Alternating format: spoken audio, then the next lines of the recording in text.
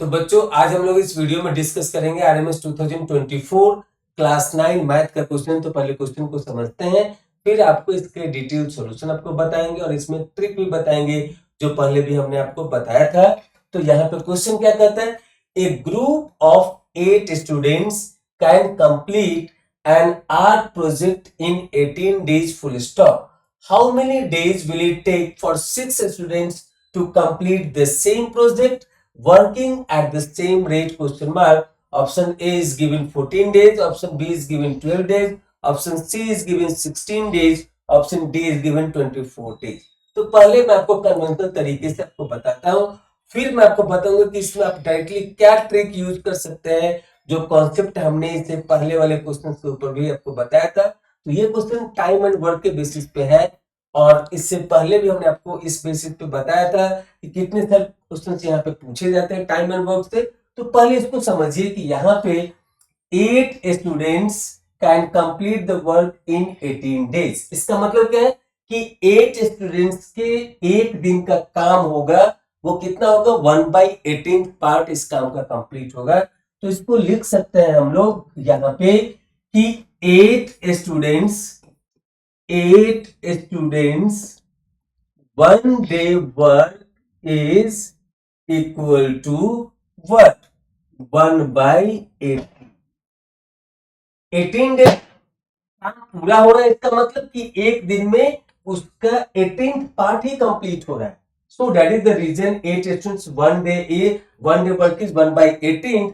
तो यहाँ पे एक स्टूडेंट्स के द्वारा कितना काम कंप्लीट होगा? तो one student 1 day work is given by 1/18 into 8। यह हो गया।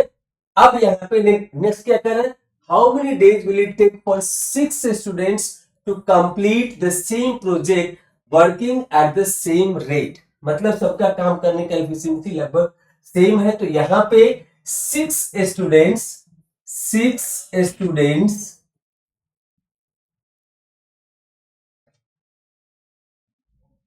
जो हमको फाइंड आउट करना है वो डेज फाइंड आउट करना है, तो हम उसको एक डेज मान लेते हैं। तो यहाँ पे 6 students 1 day work is equal to 1/x। Number of x days are required to complete the same project by 6 student. So यहाँ पे वन स्टूडेंट 1 day वर्क क्या हो जाएगा? तो यहाँ पे ये हो जाएगा 1/x इंटू 6। तो यहाँ पे पहले वाले से और बाद वाले से 1 स्टूडेंट 1 डे को इक्वेट कर देंगे उसकी एफिशिएंसी को। तो यहाँ पे क्या मिलेगा?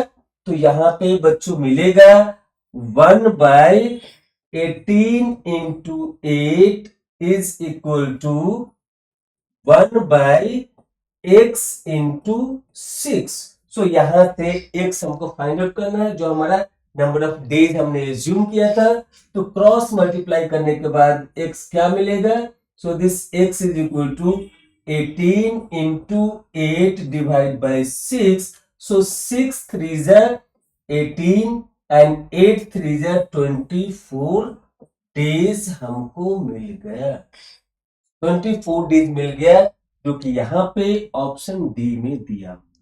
अब यहाँ पे हम लोग ट्रिक की बात करते हैं कि आपको पहले भी, इससे पहले जो हमने पहले वीडियो में टाइम एंड वर्क के बेसिस पे जो क्वेश्चन बनाया था वहां पे बताया था कि अगर यहाँ पे स्टूडेंट्स का संख्या मतलब जो वर्कर की काउंट है वो घटेगी, तो उसी काम को करने के लिए ज्यादा दिन का जरूरत पड़ेगा। तो यहाँ पे 8 स्टूडेंट्स 18 डेज में कर रहा है, तो नंबर ऑफ स्टूडेंट्स अभी रिड्यूस होते 6 स्टूडेंट्स हो गया।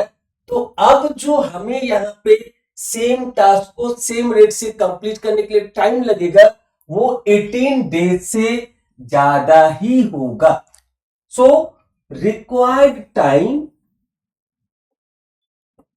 और required days must be greater than 18 days, must be greater than 18 days। यह एक ब्रह्मास्त्र है इस क्वेश्चन के लिए। अगर ये ट्रिक आपको पता है तो आप तुरंत आंसर कर देंगे। एग्जामिनर भी यही सोच करके इस तरीके के ऑप्शन को सेट करता है। आप देखिए रिक्वायर्ड डेज कितना होना चाहिए, 18 डेज से ज्यादा होना चाहिए। बराबर भी नहीं, बराबर तब होता जब यहाँ पे नंबर ऑफ स्टूडेंट्स चेंज नहीं होता, लेकिन नंबर ऑफ स्टूडेंट्स रिड्यूस हो रहा है, इसीलिए नंबर ऑफ डेज बढ़ेगा। आप खुद भी इसको लॉजिकली सोच सकते हैं कि वर्कर की संख्या घटेगी तो सेम काम को करने के लिए ज्यादा टाइम, ज्यादा दिन की जरूरत होगी। तो यहाँ पे उसके हिसाब से अगर आप देखेंगे इस ऑप्शन में तो यहाँ पे 18 डेज से ज्यादा ही वैल्यूज का एक ही ऑप्शन मिला है। बाकी सब क्या है, ऑप्शन ए में 14 डेज वो नहीं हो सकता, ऑप्शन बी में 12 डेज वो नहीं हो सकता, ऑप्शन सी में 16 डेज वो भी नहीं हो सकता। तो 18 डेज से बड़ा क्या सिर्फ एक ही ऑप्शन में दिया है, 24 डेज। तो अगर आपको ये मेरा ट्रिक पता है, ये लॉजिक पता है, तो आपको इतना कैलकुलेशन करने की जरूरत नहीं है। Read the question and answer with the option. तो यहां पर उसके हिसाब से जस्ट लॉजिक आपको पता है कि अगर स्टूडेंट्स का काउंट घट रहा है, मतलब वर्कर की काउंट घट रही है, तो यहाँ पे number of days must have to increase. So उसके हिसाब से 18 डेज से बड़ा क्या है, तो ऑप्शन के हिसाब से सिर्फ एक ही है। अगर यहाँ पे 24 डेज दिया होता, फिर आपको 26 डेज दिया होता, 28 डेज दिया होता, 32 डेज दिया होता, तो अगर मोर देन वन ऑप्शन में यहाँ पे 18 डेज से ज्यादा वाला दिया रहता तो फिर आपको वहां पे 20 दिया रहता, 22 दिया रहता, 24 दिया रहता, 26 दिया रहता। तो सारे ऑप्शन में क्या था, 18 डेज से बड़ा ही वैल्यू है, तो वहां पे सॉल्व करना कंपल्सरी। यह भी ध्यान में रखिए। इसलिए ब्लाइंडली ऐसा कुछ नहीं करना है, वहां पे देखना। हो सकता है कि एक ऐसा ऑप्शन दे जो 18 से छोटा हो, बाकी 3 ऑप्शन ऐसा दे जो 18 से बड़ा हो। एज लाइक किसी में दे देगा 20, 22, 24, तो आपको उस सिचुएशन में सॉल्व करना होगा। तो हर एक ट्रिक का अपना लिमिटेशन होता है। यहाँ पे ट्रिक एप्लीकेबल है only if in the option if the number of days is given greater than 18 days then only। अगर यहाँ पे ये नहीं रहता, यहाँ पे भी 20 रहता, उधर 22 रहता, वहां पे 14 रहता, तो फिर आपको सॉल्व करना पड़ता। सॉल्व करके जो राइट आंसर आता उसको हम लोग यहाँ पे टिक करते। तो दोनों चीज जानना चाहिए, कन्वेंशनल तरीका भी जानना चाहिए और लॉजिक भी, ट्रिक भी पता होना चाहिए। फिर आप आसानी से अपनी टाइम को बचा सकते हैं और आसानी से क्वेश्चन का आंसर भी कर सकते हैं। So I hope it is clarified in the better way. Thank you for watching this video. Thank you again.